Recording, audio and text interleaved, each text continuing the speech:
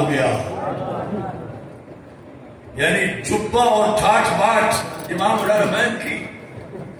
بادشاہ نے جب دیکھی تو اس نے کہا کہ بادشاہ میں ہوں، جبہ اس نے کیوں پہنا ہوا ہے؟ بادشاہ کا سیال شاہی دوبالا ہوا کہ لباس درباری نہ تھا. یعنی بادشاہوں کے بڑے ناز نخرے ہیں کہ دربار میں کوئی جبہ نہیں پہن کے آ سکتا. شاہی دربار کے اندر سادہ سا عام بندے کی طرح آنا ہے. تو اس نے پوچھا امام الحرمین سے کہ اطاعت اولو الامر واجب ہے. یعنی آپنے والی آیت تو آتی ہے کہ میں اولو الامر ہوں، میری اطاعت واجب ہے اور میرے دربار کے آداب ہیں، اور تم جبہ پہن کے آ گئے ہو. آپ بھی پھر آپ تھے. آپ نے فرمایا دلیل یہی ہے کہ اطاعت اولو الامر واجب ہے. حکم تھا جیسے بیٹھے ہو آ جاؤ. تو میں جبہ پہن کے بیٹھا ہوا تھا، میں یوں ہی بیٹھا تھا، چلا آیا. اب اس نے کہا میرے خلاف اعلان کیوں کیا؟ میں نے جو کہا عید کرو، تم نے روزہ کیوں رکھوایا؟ کیا باعث تھا؟ یہ اگلے جملے عمران خان کے لیے ہیں. یا جو بھی اس سیٹ پہ بیٹھے، وہ تیمور لنگ تھا، اس کے دربار میں تفتازانی بیٹھے ہوئے تھے. امام تفتازانی. بڑی تیز بارش ہوئی، اتنا کہ جل تھل ہو گئی اور پانی اکٹھا ہو کے بادشاہ کے دربار سے ٹکرانے لگا. تو امام تفتازانی اٹھ کے کھڑے ہو گئے. بادشاہ نے پوچھا کیوں، کیا ہوا؟ کہا خطرہ ہے کہیں محل گر نہ جائے.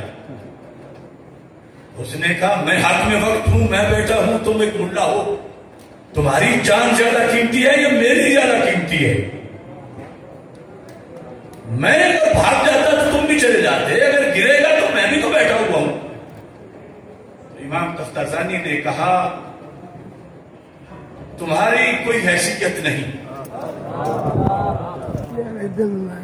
اس سیٹ پہ بیٹھنے کے لیے جہاں تم بیٹھے ہو اور اس سیٹ پر جہاں میں بیٹھا ہوں بڑا فرق ہے. کیسے؟ کہ اگر تفتازانی مرا تو 30 سال تک کوئی درینوں پہ بیٹھے گا پڑے گا تو پھر تفتازانی بنے گا. اور اگر تو مر گیا تو کہا تیرے جیسے کئی گدے پھر رہے، فوراً کو تیری جگہ بیٹھ جائے گا. اس واسطے موجودہ ہو یا اگلا کوئی آنے والا ہو، سب کے لیے اگلے جملے ہیں. کہ امام ابو المعالی کہنے لگے کہ بات یہ ہے انتظام دنیا تمہارے سپرد ہے اور انتظام دین ہمارے سپرد ہے. سبحان اللہ. نعرہ تکبیر، اللہ اکبر. نعرہ رسالت، نعرہ رسالت، نعرہ تحقیق، نعرہ حیدری، تاجدار ختم نبوت، تاجدار ختم نبوت. اب یہاں پر یہ بات بھی، یعنی جو علماء شرعی سیاست کی بات کرتے ہیں اس کا بھی پتہ چل رہا ہے کہ یا تو بادشاہ ایسا ہو کہ قرآن کے ساتھ ہو تو پھر ٹھیک ہے، وہ خود قرآن کے فیصلے جانتا ہے، کر رہا ہے. علماء تدریس کریں، دوسرے کام کریں. کیونکہ حدیث شریف میں ہے کہ ہمارے آقا صلی اللہ علیہ وسلم نے فرمایا کہ ایک وقت آئے گا قرآن اور سلطان کے رستے جدا جدا ہو جائیں گے. یہ مستقبل کی خبروں میں ایک حدیث ہے پوری قیامت کی علامات میں. سلطان اور قرآن جدا جدا ہو جائیں گے. تو صحابہ نے پوچھا یا رسول اللہ صلی اللہ علیہ وسلم جب ایسا ہو گیا اس وقت جو مسلمان زندہ ہوں گے ان کے نام کوئی پیغام وہ کیا کریں؟ تو میرے آقا صلی اللہ علیہ وسلم نے فرمایا سلطان کو چھوڑ دیں، قرآن کا ساتھ دیں. سلطان دین میں مداخلت کر رہا ہو، امام الحرمین نے کہا یہ تو ہمارا موضوع ہے، ہمارا سبجیکٹ ہے، یہ دائرہ کار ہمارا ہے. اور یہاں سے پتا چلا کہ پھر دین بھی جب روزانہ حملے ہو رہے ہوں اس عید اور روزے کی طرح، تو پھر دین بھی تب بچایا جا سکتا ہے کہ جس وقت دین والوں کے ہاتھ میں ہی دنیا کا سٹیرنگ بھی ہو، ورنہ دین بھی محفوظ نہیں رہتا. تو کہتے ہیں یہ اقتدار دنیا داری ہے، دنیا داری ہے، دنیا داری ہے.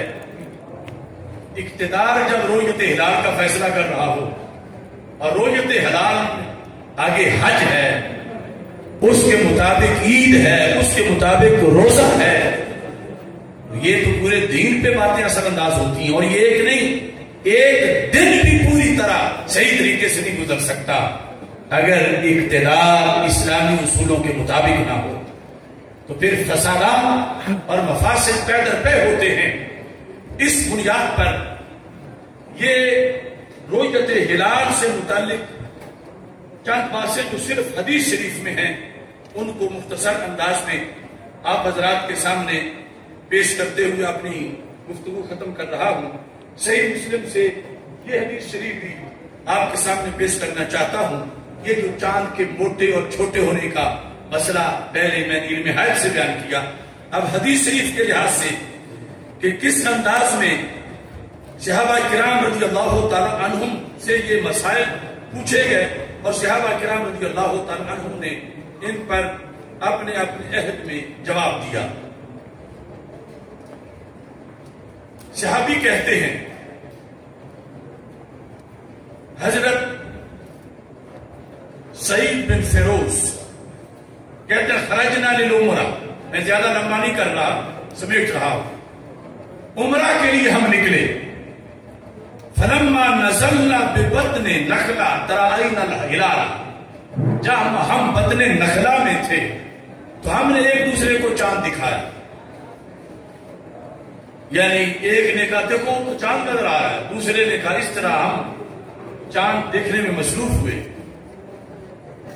تو اب تبصرہ سب نے شروع کیا. ایک نے کہا ہوا ابن ثلاث، یہ تو تیسری رات کا ہے.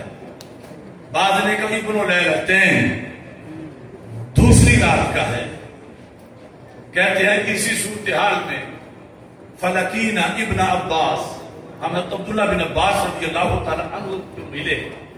فقلنا انا رأینا الہلال، ہم نے چاند دیکھا. فقال بعض القوم هو ابن ثلاث وقال بعض القوم هو ابن لیلتین. فقال ای لیلۃ رأیتموہ. حضرت عبداللہ بن عباس کو اپنا تبصرہ کہا کہ کچھ کہتے ہیں دوسری کا ہے، کچھ کہتے ہیں تیسری کا ہے. اب ہم کیا کریں؟ آپ نے فرمایا دیکھا کب ہے؟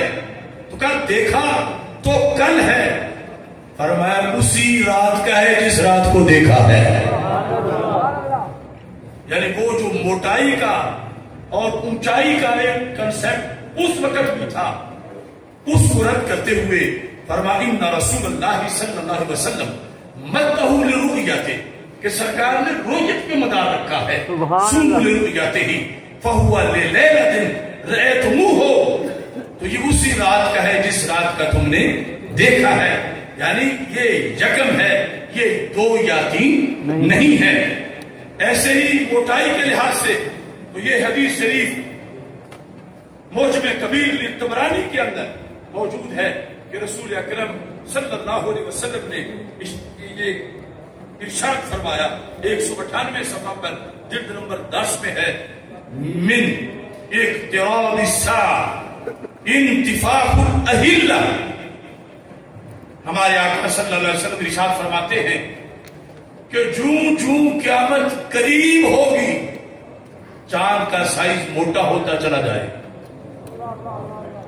من اقتراب الساعة انتفاخ الاہلہ.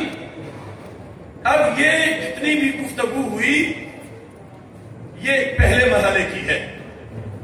دوسرا مرحلہ جو آج سے 10-15 سال پہلے اختلافی تھا، ابھی اس اختلاف تک جانے سے پہلے ہی بہت اختلاف واقع ہو گیا. میرے شیخ کامل حافظ الحدیث امام الحسن حضرت پیر سید محمد جلال الدین شاہ صاحب رحمہ اللہ تعالی رؤیت ہلال کے مسئلے پر اگر آج پورے ملک میں اس نئی دنیا میں سیمینار مرکز صراط مستقیم میں ہو رہا ہے تو یہ میرا کمال نہیں، یہ حافظ الحدیث کا کمال ہے. اہل سنت کی سیاہ پیر جلال الدین شاہ، اہل سنت کی سیاہ پیر جلال الدین شاہ، نعرہ جلالیہ. یعنی لوگ تو یہ دیکھتے ہیں کہ فلاں پروگرام کریں گے تو کون سا ادارہ خوش ہوگا، کون سی ایجنسی خوش ہوگی، کون سی حکومت خوش ہوگی، کون سی کوئی بڑی پارٹی خوش ہوگی، یا وہ بات کریں چلو تم ادھر کو جا ہوا ہو جدھر کی. لیکن اللہ نے یہ ہمیں توفیق بخشی ہے کہ وہ بات کرو جو ماہ مدینہ نے کبھی سنائی تھی. سن کے کوئی واہ کرے یا اہ کرے، کیونکہ اس کے اندر نجات ہے اور اس کو زندہ کرنا یہ ہے احیاء دین. یعنی اب کتنے مسائل ہیں کہ آج کی نسل کے لحاظ سے یعنی مٹ چکے ہیں. اب کچھ لوگوں کو تو صرف یہ ہے کہ دیکھو جی 11 بجے اعلان ہو گیا اور 11 بجے چاند کہاں سے نظر آ رہا تھا. اصل میں 11 بجے بھی صحیح اعلان ہو سکتا ہے، کیونکہ چاند کے گواہوں کو چیک کرنے کے جو مراحل ہیں وہ تھوڑے نہیں بہت ہیں. ہاں بات ان مراحل کی ہو، پیچھے کسی کے فون کی نہ ہو، کوئی اور ریموٹ کنٹرول نہ ہو. ہم نے بچپن میں، کیونکہ ہر بندے کو بچپن ایسی دھرتی میں نہیں ملتا جیسی دھرتی میں مجھے بچپن ملا. یعنی 7ویں کلاس سے ہمارا گھر اگر چکلانا محلہ بکی شریف کی ایک سائڈ پہ ہے، شاہ صاحب رحمۃ اللہ علیہ دوسری سائڈ پہ ہے، پورا گاؤں کراس کر کے وہاں جانا پڑتا تھا. تو 7ویں کلاس سے میں نماز تراویح ابا جی کے ساتھ مل کے وہاں جا کے ادا کرتا تھا. سبحان اللہ. ابھی میری داڑھی نہیں آئی تھی تو ہم نے محمود رضوی صاحب بھی رہے رؤیت ہلال کمیٹی کے چیئرمین، پیر کرم شاہ ازلی، یہ سارے دور ہم نے دیکھے. جب میں میٹرک میں پڑھتا تھا اس کے بعد کے حالات، یعنی کبھی چاند کی گواہیاں رات عشاء تک نہیں ملی. 29 کو ہم نے تراویح بھی پڑھی، سحری تک نہیں ملی، ہم نے روزہ بھی رکھا. اور صبح دوسرے شہروں میں جو بھیجے ہوئے بندے تھے شاہ صاحب رحمۃ اللہ علیہ نے گاڑیوں پہ، وہ چاند کی گواہیاں لے کے پہنچ گئے. تو پھر اعلان ہوا شریعت کے مطابق اب روزہ نہیں اب عید ہے. پھر عید پڑی گئی. ایسا بھی ہوا کہ ہمیں چاند نظر آیا، ہم نے رؤیت ہلال کمیٹی سے رابطہ کیا، رؤیت ہلال کمیٹی نے کہا اجلاس برخاست ہو گیا ہے، اب ہم دوبارہ تو سب کو بلا نہیں سکتے، لہذا ہم اعلان نہیں کریں گے. تو ہم نے اس وقت عید پڑھی جبکہ دوسرے سرکاری طور پہ روزہ رکھوایا گیا تھا، کیونکہ ہم نے تو اپنے علاقے میں دیکھا ہوا تھا. اور اوپر یہ پالیسی تھی کہ بس 9 بجے 8 بجے دفتر بند کر دو، آگے کوئی فون کرتا رہے جواب نہیں دینا، سننا ہی نہیں. اس بنیاد پر وہ مرحلہ تھا کہ جس میں اصل مسئلہ یہ تھا کہ شہادت کیسے لی جائے، کہ فون کی خبر معتبر نہیں، محض خبر پر اعتبار نہیں، ریڈیو کے اعلان کی شرعی حیثیت نہیں، پھر یہ کس طرح چاند کا اس بات مختلف علاقوں میں ہوتا رہے. تو اس پر حضرت محدث اعظم پاکستان رحمۃ اللہ علیہ، مولانا ابو داؤد محمد صادق رحمۃ اللہ علیہ، اور اس طرح کے ہمارے حافظ الحدیث رحمۃ اللہ علیہ اور دیگر اکابر، یعنی انہوں نے بڑا جہاد کیا اس مسئلے پر بھی. اور یہ آپ کو پتا ہے کہ عید کے لیے وہ زیادہ جلدی میں ہوتے ہیں جنہوں نے کوئی روزہ بھی نہ رکھا ہوا ہو، اور پھر اس صبر بڑا مشکل ہو جاتا ہے. تو ایک ایک دین کی جو شک ہے اس پر اسلاف نے پہرے دیے، جیلیں کاٹی، تھانوں میں لٹا کے برف کی بھڑاکیاں اوپر رکھی گئی کہ تم نے کیوں نہیں عید کی؟ جب حکومت عید کروا رہی تھی تو تم نے ایسے کرنا تھا. ایسا بھی علماء کے ساتھ کیا جاتا رہا، لیکن حق حق ہے. وہ ایسا کرنے والے ان کے نام و نشان مٹ گئے اور رویت ہرات سیمینار آج بھی منعقد ہو رہا ہے.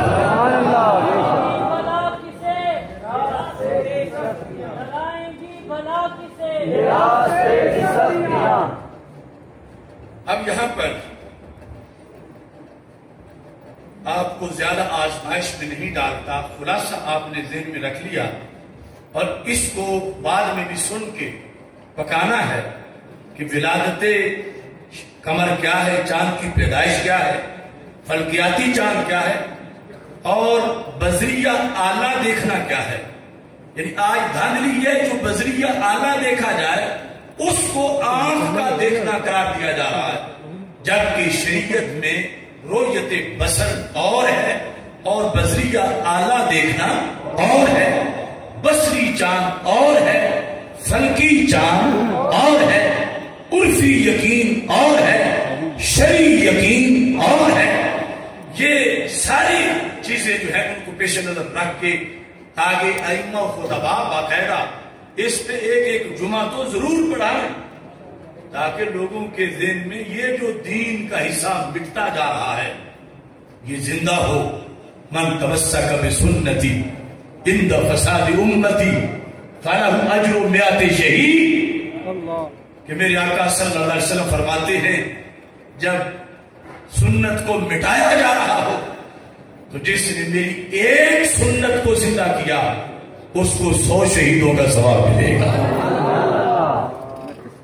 دین کے ہزاروں شعبے اور ہزاروں شعبوں میں پہرا دیں گے تو پھر دین چھائے گا. محض 2-4 نہیں اور ہر طرف سے حملہ ہے، ہر طرف سے دین کی سرحدوں کو پامال کرنے کی کوشش کی جا رہی ہے. تو ہمیں ہر محاذ کو دیکھ کر اپنا کردار ادا کرنا ہے.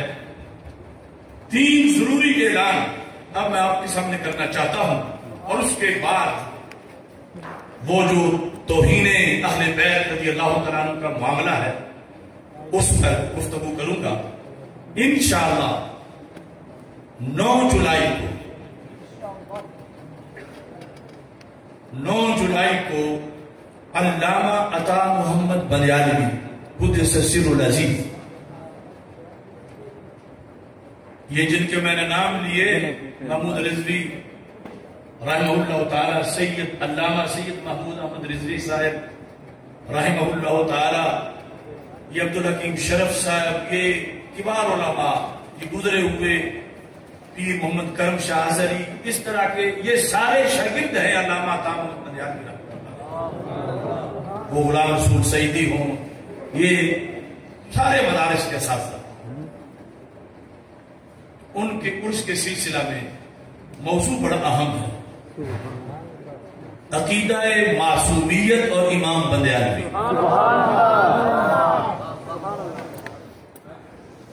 یعنی وہ حوالہ جات ہم پیش کریں گے کہ اگر کوئی بلیالوی صاحب رحمۃ اللہ علیہ کا شاگرد کسی علاقے میں اگر اسے اب تک سمجھ نہیں آئی، چلو ہماری نہیں آئی تو بلیالوی صاحب کی یاد آ جائے. اور بلیالوی صاحب سیدنا پیر میر علی شاہ صاحب رحمۃ اللہ علیہ کے مرید ہیں.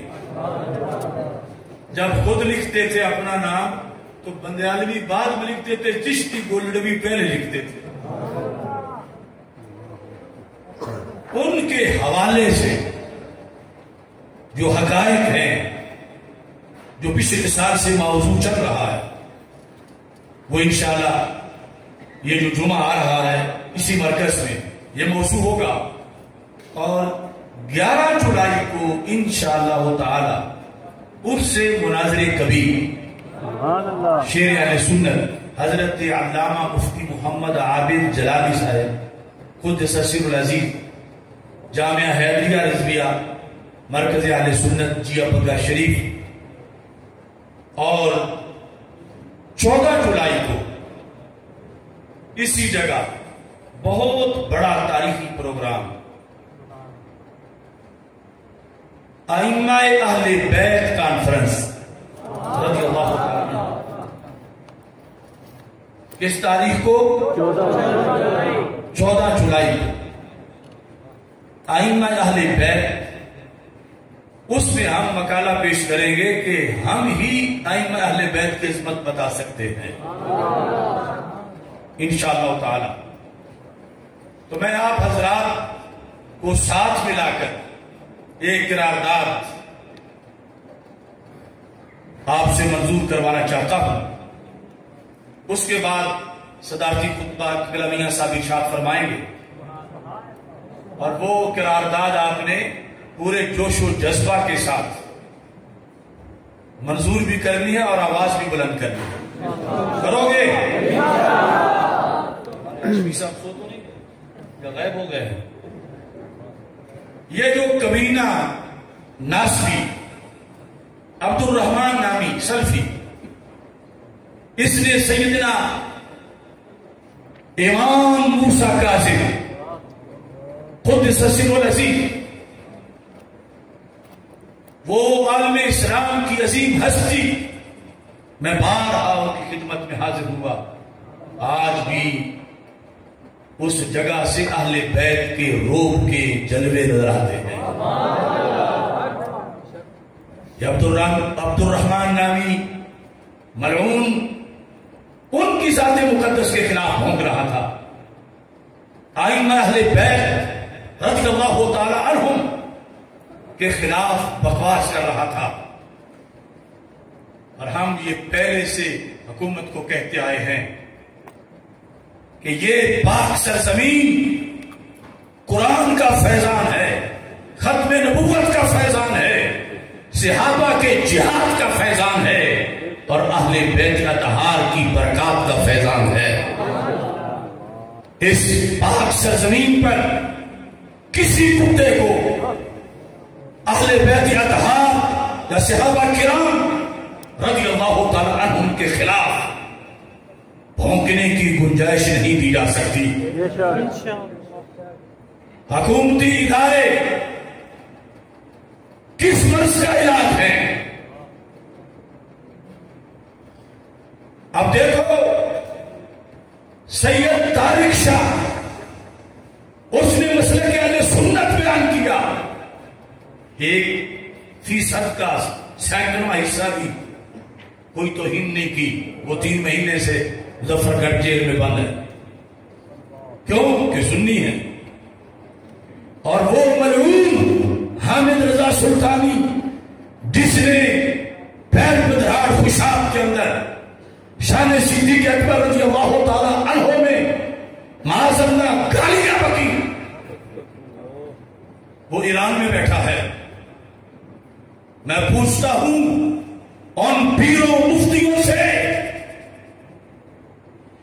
کہ صدیق اکبر رضی اللہ تعالی عنہ کی شان پہ پہرا دینے کا کیا حق تم نے ادا کر دیا؟ جہاں توہین ہوئی نہیں تھی وہاں تم ایڑیاں گوٹے رگڑنے لگے، اور دوسری طرف ان سے پوچھو، کسی کو پتہ ہی نہیں کہ وہ خنزیر ایران پہنچ گیا، کیونکہ ان کی اتحادیوں نے پہنچایا، ان کے یاروں نے پہنچایا۔ آصف رضا علوی وہ برطانیہ بیٹھا ہے، کیونکہ پیچھے ہاتھ مضبوط ہیں، وہ ہر صدیق اکبر کو گالیاں دے کے بھی بھاگ گیا۔ ہم اہل سنت کا عقیدہ بیان کریں تو جیلوں میں، وہ خلافت راشدہ کو گالیاں دیں تو انہیں تحفظ سے باہر بھیجا جائے، ہیرو بنایا جائے۔ اس کے اندر بنیادی کردار ان لوگوں کا ہے جو غیروں کی گود میں جا بیٹھے ہیں، اور سارے اہل سنت کے حالات دیگر کو ہو رہے ہیں۔ میں اب چند نعرے اس موضوع پر لگواؤں گا، آپ نے بھی کھڑے ہو کر جواب دینا ہے اور پھر بیٹھ کے میاں صاحب کا خطاب سننا ہے۔ اور یہ یاد رکھیں جو ہمارا مقالہ ہوگا ائمہ اہل بیت کانفرنس میں، اس میں ہم واضح کریں گے کہ ائمہ اہل بیت کی شان کیا ہے، انہیں کیا ماننا ہے، اور رافضی کیسے مانتے ہیں، ناصبی کیسے مانتے ہیں۔ رافضی مانتے ہوئے قرآن و سنت کو پس پش ڈالتے ہیں، ناصبی بولتے ہوئے شیطان سے مشورے لیتے ہیں، اور سنی ان کی شان قرآن و سنت سے بیان کرتے ہیں۔ نعرہ تکبیر، اللہ اکبر،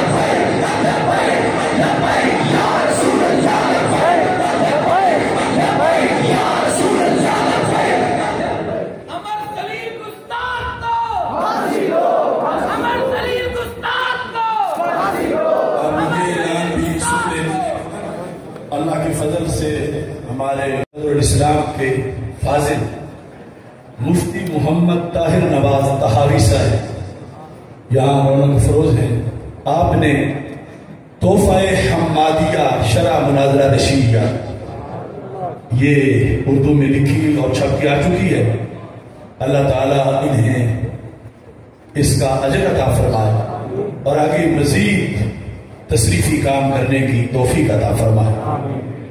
درس نظامی کے نصاب میں مطول بڑی دقیق کتاب ہے، مطول پر ہمارے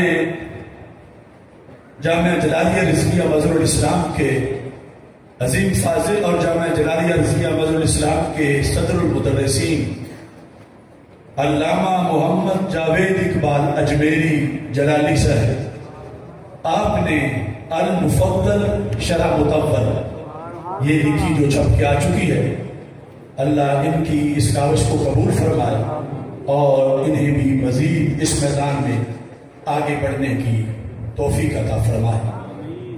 اب ہاشمی صاحب